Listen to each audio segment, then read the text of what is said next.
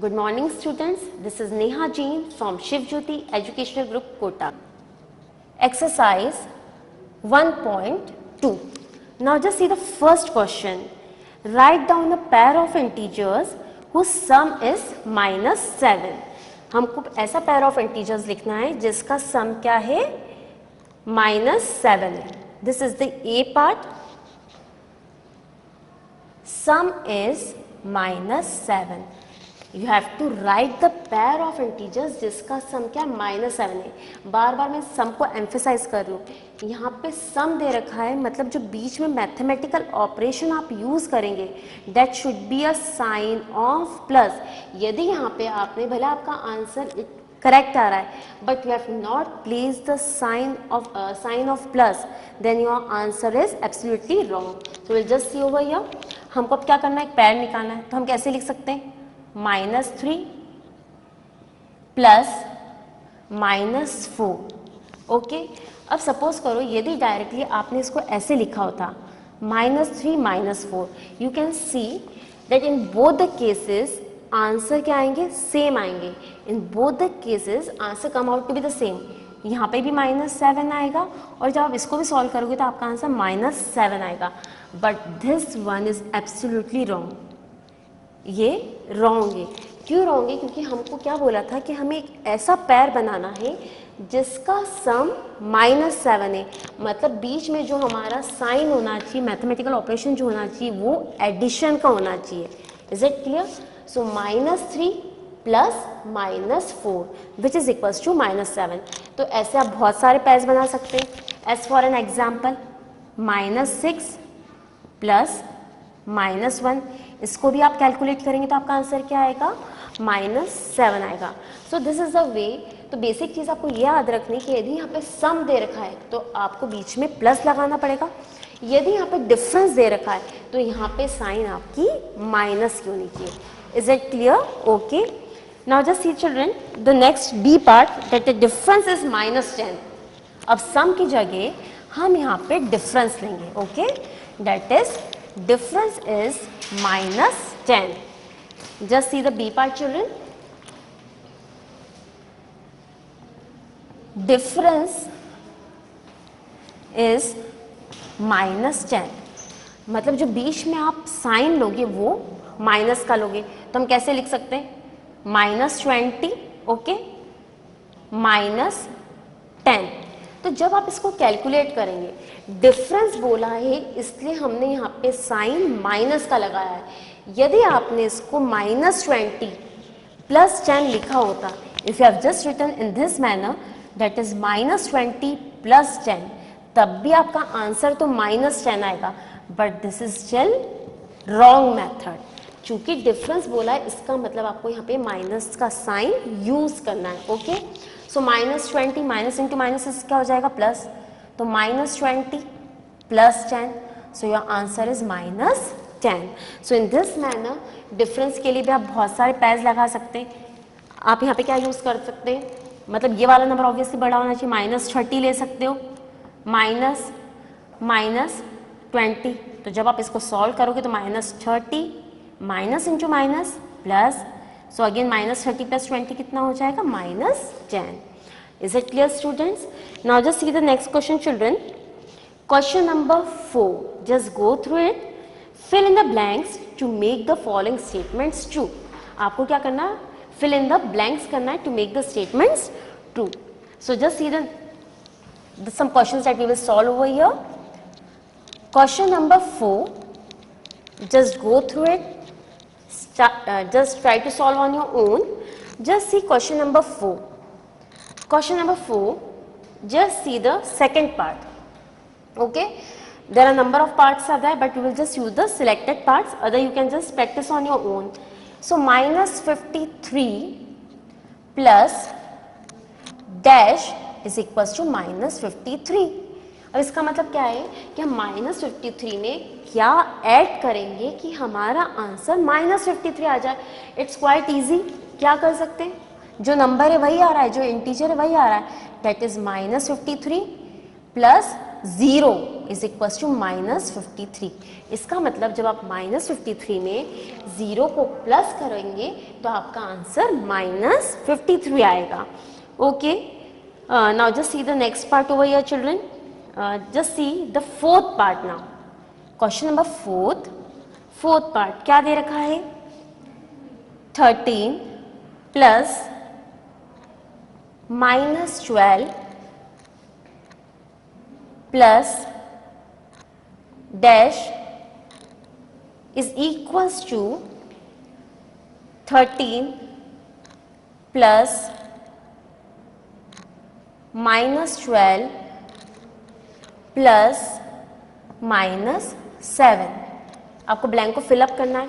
You can सी ये कौन सी property लग रही है यहाँ पे? एसोसिएटिव प्रॉपर्टी लग रही है, जिसमें कि हम क्या कर रहे हैं? पेयरिंग कर रहे हैं। तो लेफ्ट हैंड साइड पे आप देख रहे हो कि हमने फर्स्ट 2 डिजिट्स की पेयरिंग करी है, and you can C on the right hand side कि राइट हैंड साइड पे आपने सेकेंड और थर्ड डिजिट की पेयरिंग करी, that is the last 2 digit. तो अब कौन सा डिजिट मिसिंग है यहाँ पे? 30 -12। कौन सा मिसिंग है? -7। So your answer here is -7. Is it easy, students, to understand now? Okay. Now children, just move to the next exercise, that is the exercise 1.3. Okay. We'll solve some questions of the exercise 1.3, that is page number 21. Please take out page number 21 now. Okay. Just go through some questions. We'll solve the questions. Okay. Before that, just read it properly. I hope you are solving with me, okay?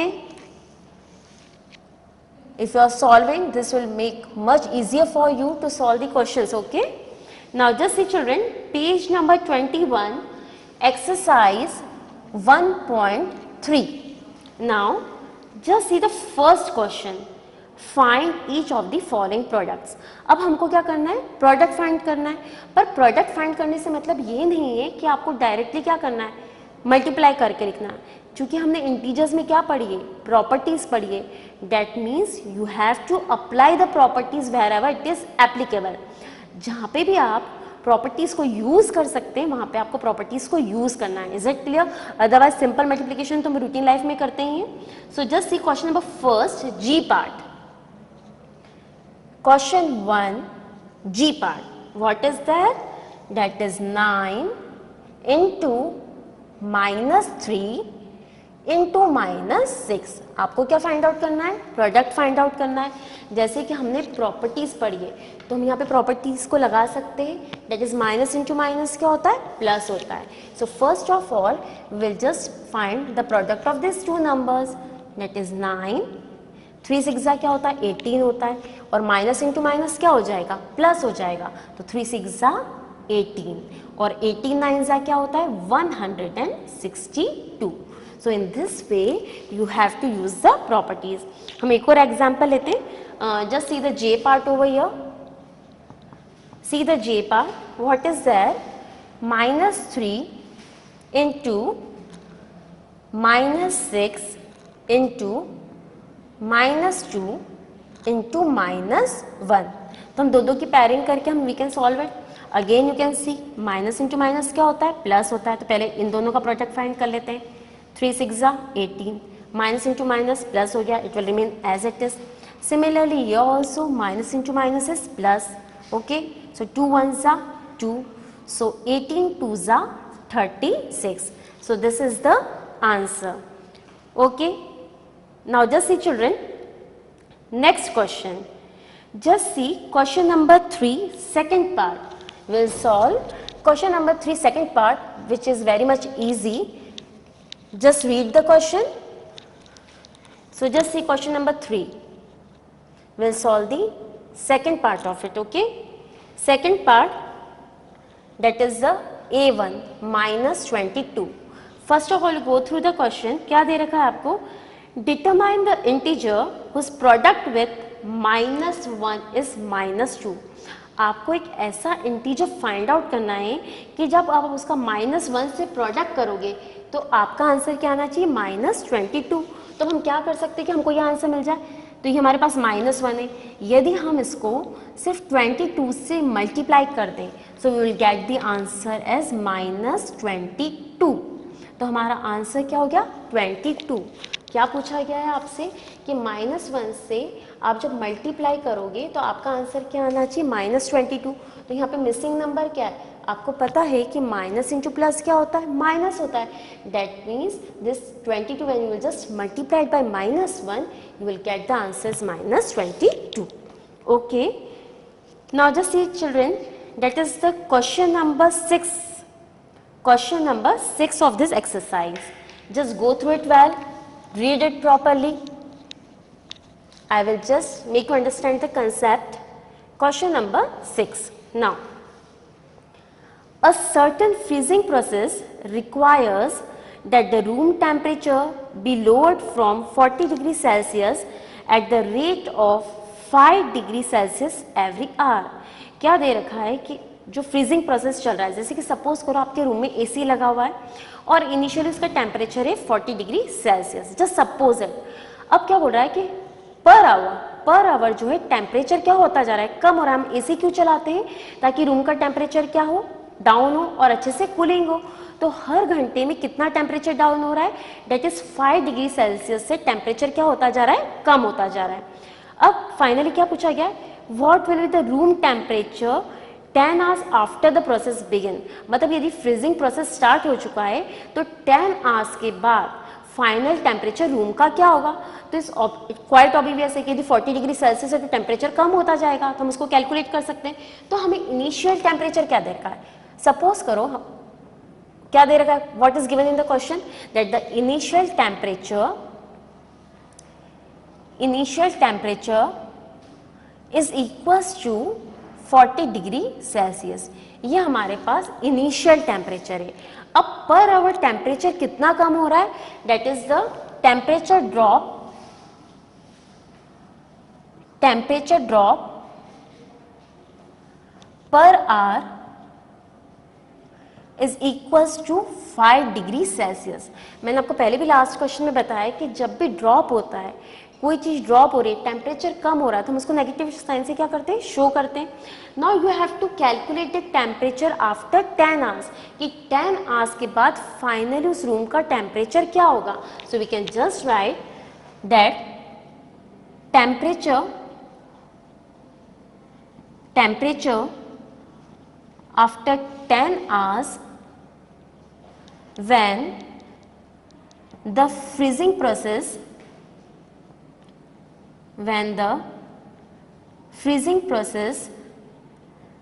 begins is equals to, तो जब एक घंटे में temperature कितना होता है, 5 degree Celsius से कम हो रहा है, तो 10 आवर्स में कितना हो जाएगा, दैट इज 10 इंटू -5। तो कितना हो गया 10 आवर्स के बाद drop, -50 degree Celsius. So now final temperature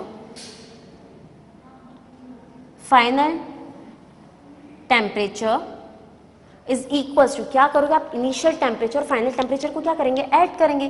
that is 40 degree Celsius plus -50 degree Celsius. Okay, तो प्लस इंटू माइनस क्या होता है, minus. So 40 minus 50, so when you solve it, it comes out to be -10 degrees Celsius.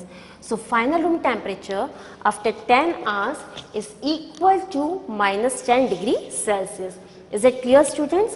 Now just come to the last exercise, that is the exercise 1.4. Okay, just go through the question. Exercise 1.4.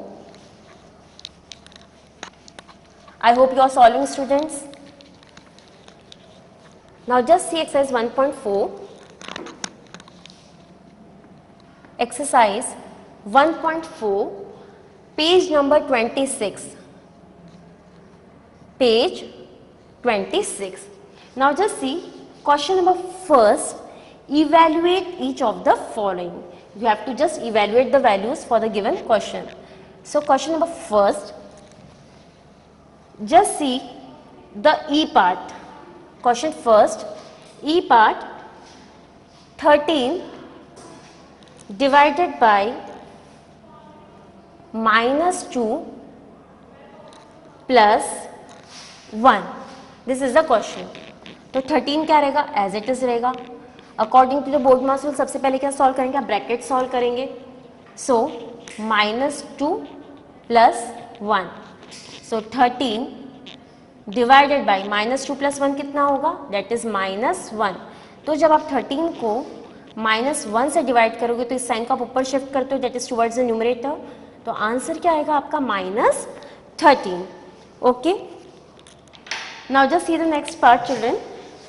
Just see the G part over here. Question number 1, G part. Now what is given over here, -31 divided by -30 plus -1. अब आपको इसकी value निकालनी है. As you all know we have to solve the bracket.